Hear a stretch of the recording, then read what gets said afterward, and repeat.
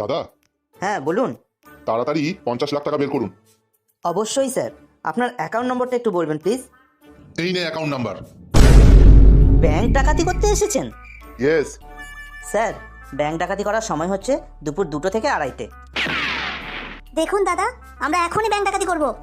ও, আর যদি করতে না দিই? তাহলে চেঁচাবো, বলবো আপনি আমার সাথে খারাপ ব্যবহার করেছেন, চাকরি চলে যাবে আপনার। ও শালা ফেমিনিজম। স্যার, ব্যাংক ডাকাতি করা একদমই ভালো নয়। হাত পা সুস্থ আছে আপনার, রোজগার করে খান।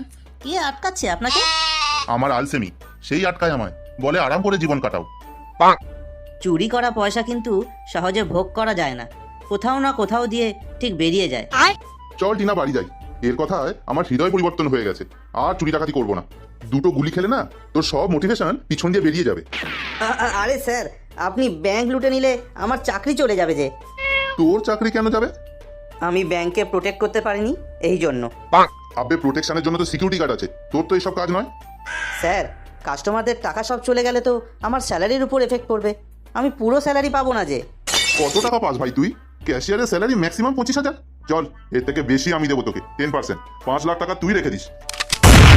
যা অ্যামাউন্ট চুরি করবেন তার 10% আমার? অবশ্যই, ভদ্র ডাকাতের এক কথা। চলুন তাহলে সিন্ধুকের দিকে যাই। 2 কোটি টাকা আছে, 10% কিন্তু আমার। তুই যদি ধরা পড়ে যাস তাহলে? তাহলে আপনার নামে দোষ দিয়ে দেবো। আপনার তো জেলে যাবার অভ্যেস আছে না, ফিরে এসে ভাগ বাটোয়ারা করে নেবেন। শোনো, তুমি ক্যাশিয়ারের জব করো, তোমার থেকে উনি বেশি প্রফেশনাল, তোমার থেকে অনেক বেশি টাকা লুট করতে পারবেন।